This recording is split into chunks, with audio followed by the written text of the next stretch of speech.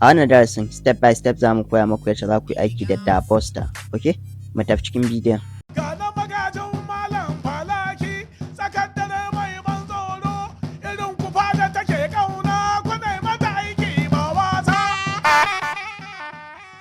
Alright, so mecece Dabuster?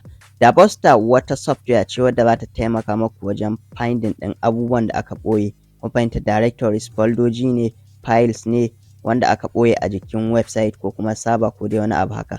Yanzu misali a ce a jikin website ɗina akwai wani photo da na ɓoye. So in kai aiki da Dabuster za ta iya baka damar gano wannan photo ɗin. Kun fahimta, da su admin login page da pages ɗin da ka ɓoye, contact us, about us, wanda suke ɓoye da wanda suke bayyane da waye. Kun fahimta, su tana da matuƙar amfani. Za ma ta iya baka dama da za ka yi hacking ɗin website saboda akwai files ɗin da in ka samo su kamar .env za ka iya samun database a ciki, za kuma ka iya aiki da maybe MySQL kai login ko da wani abu haka. Okay, so Dabuster tana da matuƙar power. So me daɗin take nufi? Daɗin tana nufin directory. Kun fahimta, kamar foldoji ne haka. So a cikin foldoji kun san akwai files. Files su ne irin su images, su ne irin su hotuna, irin su text, irin waye. Kun fahimta, da irin da wannan abubuwan. So Buster ɗin kuma tana nufin kamar ta tilasta ma abu ko kuma ta gano irin ɓoyayyun abubuwa da haka. Kun fahimta, a jikin maybe website ko server ko dai wani abu haka. Okay, so ta yaya za ka install ɗin Dabuster? Simple. Za ku yi buɗe terminal ɗinku, sai ku zoom in, sai ku ce sudo apt install Dabuster, sai ka danna enter, sai ka sa password. So da za ta yi maka install ɗin Dabuster, sai mu clear. Okay, so already na yi install ɗinta. So idan ba ta yi maka install ɗinta ta nan ba, kawai ka je Google kai searching ɗin Dabuster, sai ka sa GUI wato graphical user interface. Za ta baka damar da za ka ɗauko ta sai ka install ɗinta a computer ka haka da sauransu. Okay, so ni already na yi downloading ɗinta, na yi install. So me za ka yi searching a nan? Za ka taho ka neme ta a cikin menu ko kuma ka yi searching ɗin Dabuster ga ta nan, sai ka danna enter. Okay, so kuna gani gashi nan ta buɗe. Za ku ga web application brute forcing. Okay, so a nan target ɗin za ka saka target website ɗinka. So ni ga target website ɗina nan. Kun ga a nan a jikin wannan website ɗin ban ga kowane page ba, kawai login page ne na gani. Kun fahimta? So za ka yi kaka kwafi wajen login page ɗin, za ka yi kwafi ɗin kawai iya website ɗin. Kun fahimta, kamar misali in kana so ka yi scanning ɗin Hausa Academy, kawai Hausa Academy ɗin za ka rubuta ka fara scanning ɗinta. Kun fahimta? So website ɗina yanzu haka wani ne yake ta turo DDoS attack dai da sauransu. Tun da website ɗin ƙasa yake. Na diba kuma can cikin server na ga lafiya ƙalau. So da Allah ku daina testing da website ɗin mu, ku samu wani website ɗin ku rinƙa testing da shi. So zan samu in sa da yi firewall a jiki don in blocking ɗin duk wannan abubuwa. Okay, anyway.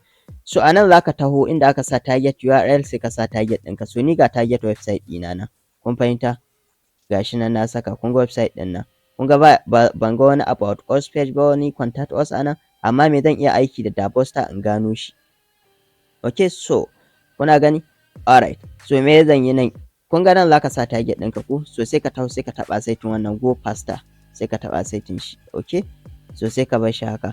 Sai ka taho nan sai ka taɓa saitin browse. Kun fahimta? So anan za ka yi adding ɗin word list ɗinka, kamar file ne wanda ya ƙunshi list ɗin directories daban-daban.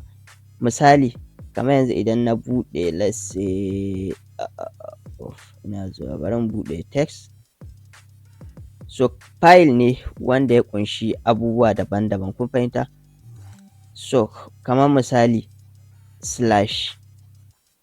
/login /admin, kun fahimta, /waye. Kun fahimta? So file ne za ka ɗora a nan wanda ya ƙunshi abubuwa daban-daban a jiki.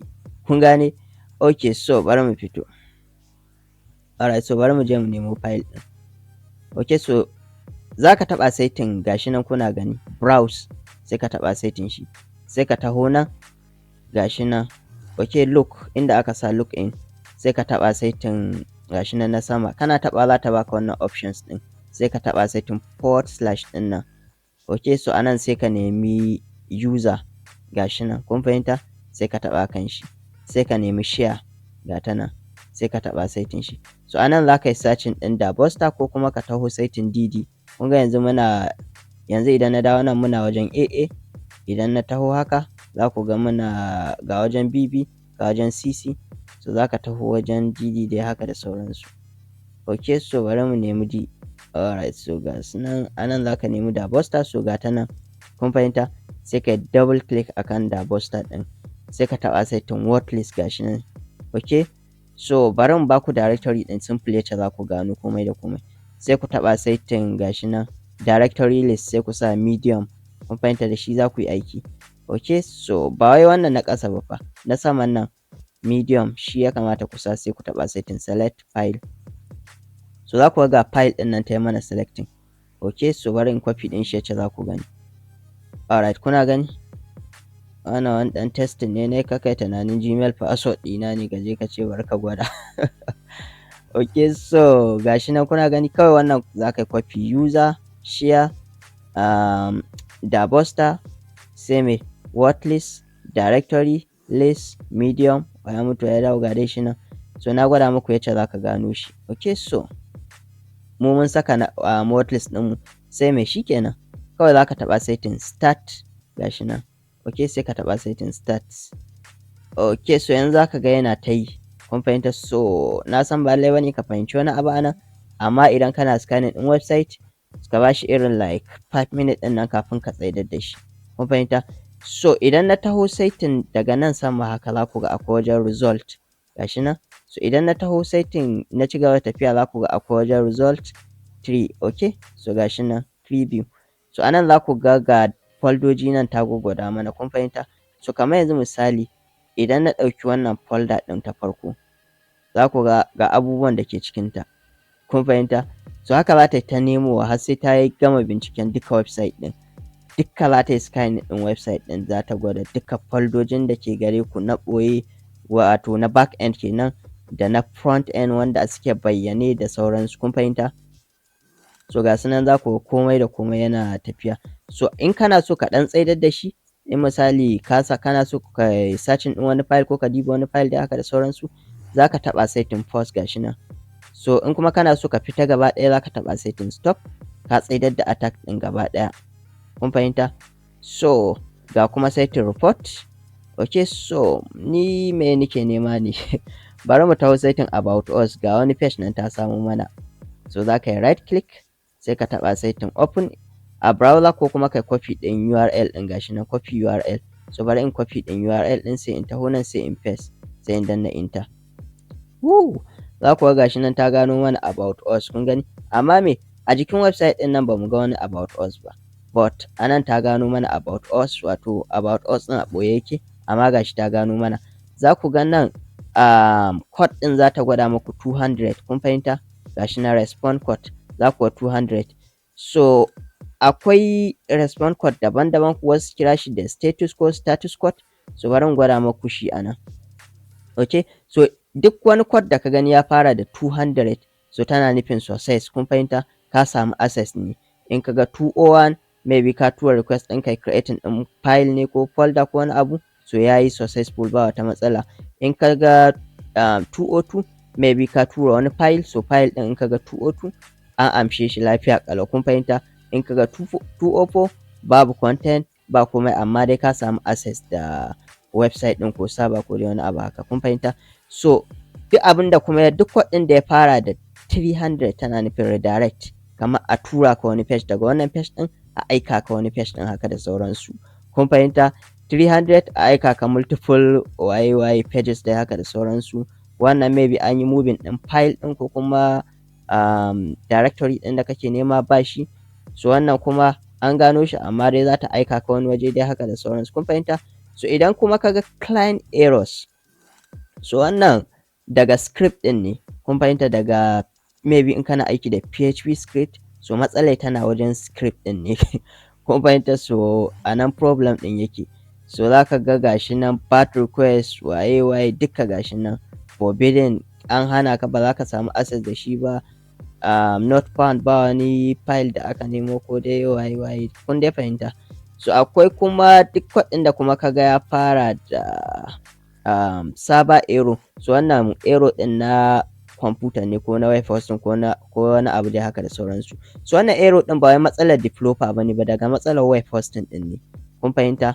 In kaga ana gwada maka internal server error ko waye dai da sauransu haka, so wannan ba ruwanka da wannan error ɗin, so daga can server ɗin ne. Kun fahimta? Ba wai matsalar wanda ya haɗa script ɗin bane ba ko kai matsalar, ina daga kwamfutan ne. Kun fahimta? Shi yasa aka bashi suna server error. Duk abin da ya fara da 500 so matsalar server error ne. Okay, so za ku ga anan ya tsaya. Okay, bari in ƙara maku bayani yacce za ku fahimci komai da komai. In ka ga success, duk wani abu da ya fara da 200 so yayi success. Maybe file ne kake so ka ƙirƙira, maybe website ne, kamar in na shiga website ta gwado 200 so website ɗin ya buɗe lafiya lau. Okay, ba wata matsala. Kun fahimta? So idan kuma ka ga ya fara da 300, redirect a aika ka wannan wajen. Kun fahimta? Daga wannan page ɗin a aika ka can, daga wannan file ɗin a aika ka wannan file ɗin da dai sauransu haka. Kun fahimta?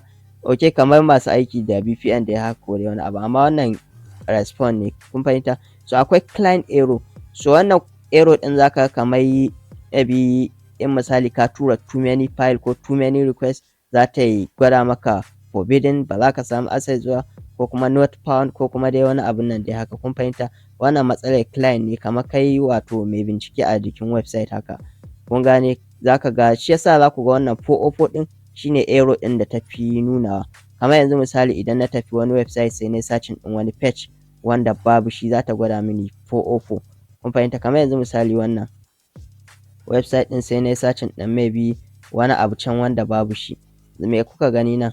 Kun ga request ɗin? So wannan request ɗin me ta gwada? Not found, babu wannan file ɗin. So not found gashi nan kuna gani 404 kenan. Kun fahimta? So kai da ke bincike game da site haka da sauransu. Kun fahimta? So duk abin da kuka ga ya fara da 4 client error ne. Okay, so server error fa, za ka ga duk abin da ya fara da 500 maybe wannan matsalar server ɗin ne. Kun fahimta? Ba wai daga matsalar ka bane ba, daga matsalar kwamfuta ne haka da sauransu. Okay, so ina fatan kun fahimta. So bari mu koma cikin file ɗin wato da Buster sai mu ɗan ci gaba da bincike. Za ku ga wani file nan ta samo 200 successful. Okay, so wannan 300 ɗin ko mun shiga za ta yi redirecting ɗinmu ne zuwa wani waje, log out. Okay, so kun ga mu ba mu login ba, amma bari in jarraba paste ɗin shi anan. So log out ne, za ta yi redirecting ɗina zuwa login page. Kun gani? Gashi nan ta dawo da ni login page, amma me na sa a wajen nan? Kun ga na sa log out ne ko? Sai na danna enter. So kun ga ta yi redirecting ɗina. So na gaya muku duk abin da ya fara da 300 kamar nan ya fara da 300, za ku ga redirect ne. Kun fahimta? Ba wai sai ka haddace su ba, kawai ka haddace nambobin. Abin da ya fara da 200 success, 300 redirect, 404 client error, 500 server error da dai sauransu haka. Kun fahimta? Ba wai wani abu bane ba. 403 wannan client error ne. So ba za mu iya shiga wannan file ɗin ba, wannan folder ɗin ba, saboda 403 akwai client error da dai sauransu haka. Okay, so bari mu ga wani doc file nan ta gano mana wani PDF. So kun ga wannan success ne. Kun fahimta? PDF saboda ta gwado 200. So idan muka copy ɗin wannan file ɗin a browser, lafiya lau za mu iya buɗe shi ba tare da wata matsala ba. Bari in danna search, boom, gashi nan direct ta buɗe mana. Saboda me? Status code ɗin gashi nan kuna ganin 200 ko status code, duk dai abin da ka kira shi. So ni ina kiran shi da response code. Kun fahimta? So shine response ɗin da ka samu a yayin da ka tura request ɗin zuwa server haka da sauransu. Okay, za ku ga gashi nan ta buɗe mana successful normal ba tare da wata matsala ba. Okay, so wannan setup shi ma zan iya shiga in copy ɗin shi sai in yi paste. So lafiya lau zai buɗe mana da wannan saita-saitan ne da muka yi. Okay, za ka iya creating ɗin database da sauransu haka. Alright, so ina fatan kun fahimta. So wannan tools ɗin da kuka gani yana da matuƙar power sosai. So ta yaya za ka koma wajen? Za ka ga gashi nan, za ka taɓa setting gashi nan scan, za ka ga nan akwai list, za ka iya ganin abubuwan da aka samu. In misali kana so ka gano wani file, za ka iya tahowa kamar wannan file ɗin, za ku iya copy ɗin URL ɗin gashi nan, copy URL, sai ku buɗe browser, sai ku paste ɗin shi. Kun fahimta? Direct zai buɗe saboda me? Gashi nan kuna gani code ɗin 200 ne. So za ku iya tahowa ku ta diba, za ku ga akwai redirect. Ga wani nan, wani nan. Okay, ga wani file nan, amma wannan in muna buɗe shi redirect ne saboda code ɗin ya fara da 300. Za ta yi redirecting ɗin mu maybe zuwa login page haka da sauransu. gashi kuma ta yi mana redirect zuwa login page. Ina fatan kun fahimta. So hacking yana da sauƙi, kawai tsayawa za ka yi ka fahimci yacce abubuwa suke. Kun fahimta? Ok, so duka duka anan muka kawo ƙarshen wannan shiri namu. Allah ya taimaka.